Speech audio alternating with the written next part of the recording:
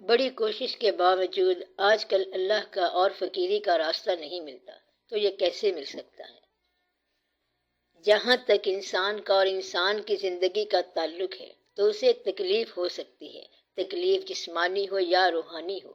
ایک آدمی جس کو نماز کی پکی عادت ہے، اگر اس کی نماز قضا ہو جائے، فوت ہو جائے تو وہ بڑی تکلیف میں ہوگا۔ اگر کسی تہجد گزار آدمی سے یک لخت بلا سبب تہجد چھوٹ جائے تو وہ تکلیف میں ہوگا، اور کسی آدمی کا بچہ بیمار ہو جائے تو وہ بھی تکلیف میں ہوگا۔ اب یہ دونوں شخص روئیں گے مگر پتہ نہیں چلے گا کہ انہیں کیا ہو گیا ہے۔ تکلیف دونوں کو برابر ہے۔ تکلیف ایک شعبے کا نام ہے جس پر غم اترتا ہے۔ غم چاہے احساس ہو، ماضی کا ہو، مستقبل کا ہو، کسی چیز کے ہونے کا خیال ہو، کسی چیز کے نہ ہونے کی خواہش ہو، کچھ بھی ہو، غم نے اگر آنسو بننا ہے تو آنسو صرف آنکھ سے ٹپکے گا۔ وجہ کوئی بھی ہو، وجہ غلط فہمی بھی ہو سکتی ہے اور وجہ خوش فہمی بھی ہو سکتی ہے۔ بادشاہ اگر بادشاہت سے معزول ہو جائے تو اسی طرح روئے گا جس طرح فقیر فقیری سے معزول ہو کے روئے گا۔ تو عام طور پر انسان کو اتنی بات تو سمجھ آتی ہے مگر اس سے آگے بات سمجھ نہیں آتی۔ یہ اس لیے ہے کہ اگر بندے کا امفیسس، ترجیح، زور اور اصرار دنیا پر ہے تو اس کو سوائے دنیا کے غم کے اور کوئی چیز آنسو نہیں دے سکتی، اور اگر وہ دین کا بندہ ہے تو سوائے دین کے غم کے اسے کوئی اور تکلیف نہیں ہو سکتی۔ اب یہ بات 1400 سال سے چلتی آ رہی ہے مگر اب آپ کو سمجھ آنا بند ہو گئی ہے۔ ایک مقام تھا جب یہ بتایا گیا کہ اپنی اولاد، اپنی جان، اپنا قبیلہ، چھوٹے بڑے سب بچا لیں اور عارضی طور پر یزید کی بیعت کر لیں۔ تو بات تو یہ ہے کہ ایسی بیعت نہیں کرنی تھی، تو انہوں نے آپ کو ایک فرق دکھا دیا اور بتا دیا کہ یہ ایک ایسی چیز ہے جو ہم نے نہیں کرنی۔ کیوں نہیں کی؟ کیونکہ وہ دین والے لوگ تھے اور دنیاوی اصول کے لیے دین کو ترک کرنا ان کے منصب میں نہیں تھا۔ لوگوں نے کہا پھر آپ کے بچے شہید ہو جائیں گے۔ انہوں نے کہا کہ بچوں کا غم اور چیز ہے اور دین کا غم اور چیز ہے، کیونکہ ہم دین والے لوگ ہیں اس لیے ہمیں بچوں کا غم نہیں ہوگا۔ بچوں کو ہم اتنی زندگی دے سکتے ہیں جتنی اللہ نے دے رکھی ہے، لیکن دین کو ہم اپنی زندگی دے سکتے ہیں۔ تو ان کا امفیسس، ان کا رخ اور ان کا اصرار دنیا کی طرف نہیں ہے۔ اب وہ یہ فرق بتا گئے۔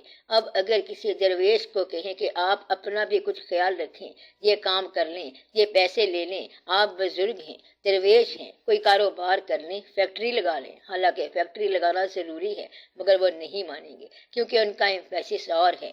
جب تک آپ لوگ اپنا امفیسس دریافت نہ کریں، مقصد دریافت نہ کریں تو آپ کو دین کا غم نہیں ہوگا، اور اگر مقصد نہ ہوا تو آپ کو دنیا کا غم بھی نہیں ہوگا، آپ کو کچھ بھی نہیں ملے گا، فقیری بھی نہیں ملے گی۔ یہ نہ کرنا کہ آپ کو دین کا سبق دیا جائے اور جب اللہ تعالیٰ قریب ہو جائے تو اپنی پروموشن کا سوال کر دو۔ یا تو آپ پروموشن کا راستہ ڈھونڈیں، کسی سے پوچھیں کہ پروموشن کیسے ملتی ہے، سفارش کیسے کی جاتی ہے۔ بادشاہ بننا چاہتے ہیں تو پھر اگلے الیکشن کے لیے تیار رہیں، تو وہ شعبہ اور ہے اور اس کے واقعات اور ہیں، اور جس کے لیے دین کی ترجیح ہے اس کے لیے ہر مقام ہی دین کا مقام ہے، ہر وقت دین کا کام ہے۔ آپ لوگ جس چیز کا شکار ہیں اس چیز کا نام ہے کنفیوژن۔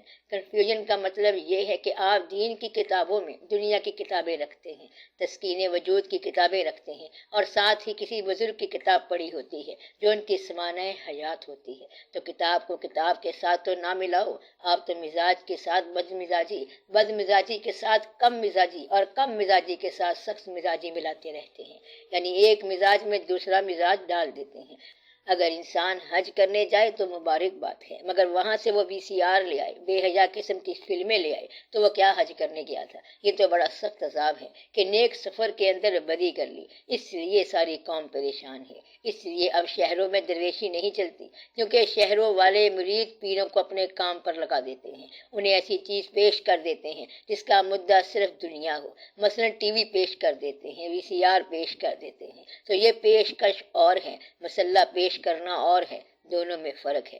یہاں پہ کنفیوژن پیدا ہوتی ہے۔ تو آج کا انسان جو ہے، خاص طور پر وہ مسلمان جو کہتا ہے کہ میں فقر آشنا ہوں، وہ فقر آشنا اس لیے نہیں بنتا کیونکہ اس کے مزاج میں رجوع الی دنیا موجود ہے۔ اگر آپ اسے بیلنس کر دیں تو بڑی بات ہے۔ آپ فیصلہ کر لیں کہ آپ نے دین کی طرف رجوع کرنا ہے، پھر یہ نہ کہنا کہ باپ ہونے کی حیثیت سے میرا فرض یہ ہے کہ اولاد کی ڈیوٹی کرو، بھائی ہونے کی مشیت سے میرا یہ فرض ہے، سماج کے اندر میرا یہ فرض ہے کہ اسلامی حکومت کا قیام کریں۔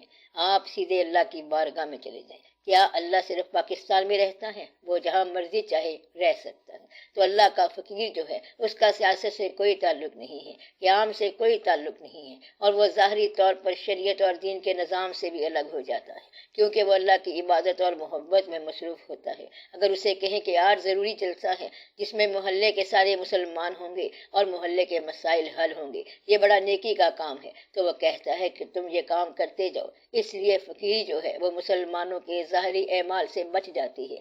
شریعت میں ظاہری اعمال کے لیے ضروری ہے کہ اجتماع بنایا جائے، سارے ڈسکس کریں، محلے کے سارے حالات دیکھے جائیں کہ کس کو کیا تکلیف ہے، کس گھر میں کیا ہو رہا ہے، ووٹ کس کو دیں، کس کی کون سی جماعت ہے، ایک منشور بنایا جائے، مل کے ووٹ دیا جائے، اس طرح انقلاب آ جائے گا۔ یہ چیزیں فقیری نہیں بن سکتی۔ فقیری کے لیے ضروری ہے کہ پہلے طے ہو جائے کہ فقیری کرنی ہے۔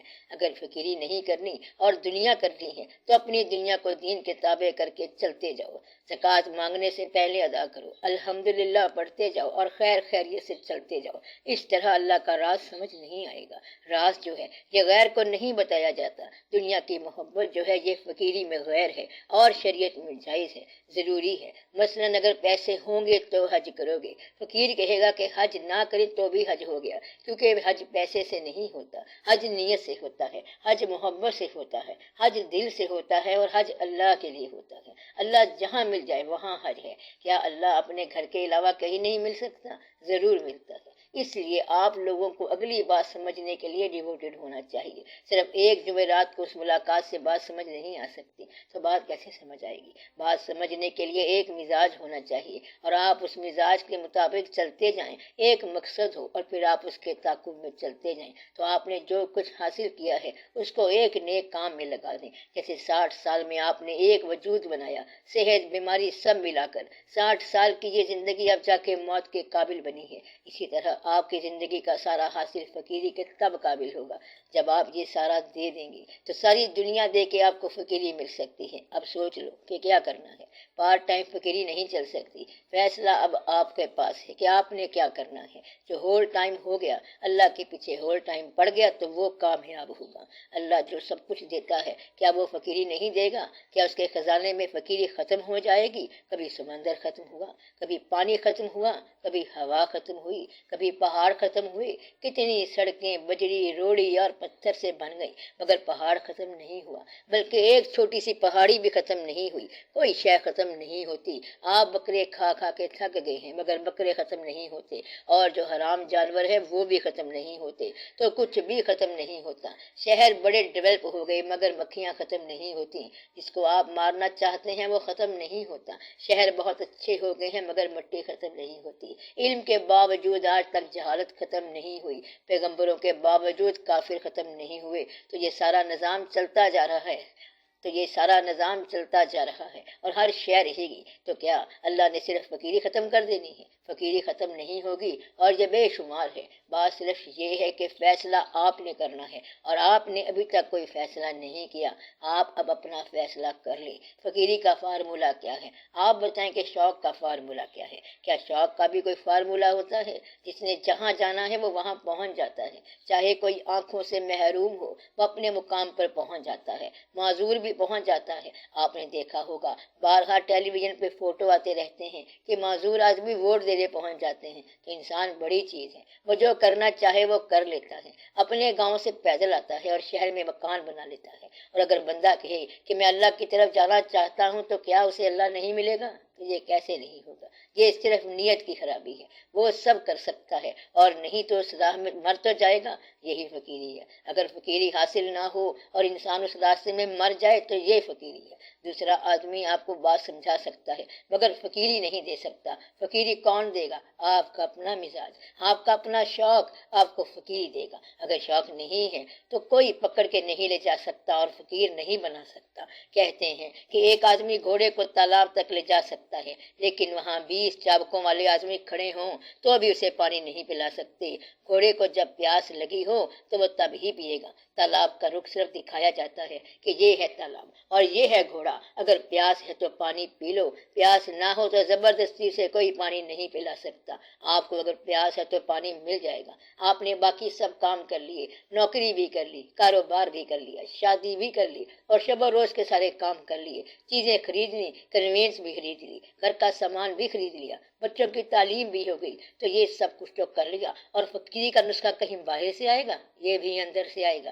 اب جب آپ کا اندر کا سوال شروع ہوگا تو اندر کی بات شروع ہو جائے گی کہ یہ کیا ہے۔ کہتے ہیں کہ جو آدمی استحقاق نہ رکھتا ہو اس کو کبھی فقیری نہیں مل سکتی، اور استحقاق والا کبھی محروم نہیں ہوتا۔ دنیا میں ایک چیز ہے جو کبھی محروم نہیں ہوتی، اور وہ ہے شوق۔ کسی بھی چیز کا شوق کبھی محروم نہیں ہوتا، آج تک محروم نہیں ہوا۔ اسے کہتے ہیں کہ بے ذوق نہ ہو راہی، اگر راہی بے ذوق ہو جائے تو پھر کچھ بھی نہیں بنے گا۔ یہ بات کتابوں میں نہیں ہے، کتابوں پر کتابیں بن گئی ہیں مگر فقیری پڑھ کے نہیں بتائی جا سکتی، مگر یہ بھی ایک کتاب بن چکی ہے کہ فقیری کے یہ نسخے ہیں، یہ کرنا ہے، مگر فقیری تمہارا اپنا نام ہے۔ پرانے زمانے میں فقیری کی کتابیں کیسے لکھی گئی ہیں؟ بزرگوں کے ساتھ جو سمجھنے والے لوگ ہوتے تھے وہ ان کے بولنے کو اور عمل کو فقیری کا قانون سمجھ کے لکھ لیتے تھے، تو یہ فقیری ہوتی ہے۔ مثلاً فقیری ہوتی ہے فقراء کو کھانا کھلانا۔ جب اتنے سارے لوگ ملنے کے لیے آ گئے تو ان کو کھانا ضرور کھلائے گا، کیونکہ وہ تو دور دراز سے آئے ہوئے ہیں۔ پھر وہ لنگر پکائے گا، دیگ پکائے گا۔ فقیری میں لنگر خانے ہوتے ہیں، ضرور ہوتے ہیں، ٹھہرنے کی جگہ بھی ہوتی ہے، پھر ان سے بات ہوتی ہے، شب بیداری کا سما ہوتا ہے۔ دعا کرو کہ آپ کو یہ شوق پیدا ہو جائے، تو یہ شوق کی بات ہے، نصیب کی بات ہے اور کرم کی بات ہے۔ علم تلاش سے مل سکتا ہے مگر شوق تلاش سے نہیں ملتا۔ اب آپ نے یہ خود دریافت کرنا ہے کہ آپ میں شوق ہے کہ نہیں ہے، پھر اس کی تکمیل کے لیے دعا کرو۔ اور اگر وہ شخص یہ کہتا ہے کہ دعا کریں کہ مکان بن جائے اور بچے کی شادی ہو جائے تو یہ الگ شعبہ ہے۔ جو شخص یہ کہتا ہے کہ میں دنیاوی کام کر لوں پھر اس کے بعد میں فقیری کروں، تو فقیری اتنی فالتو چیز نہیں ہے کہ وہ سب کے بعد ہوگی۔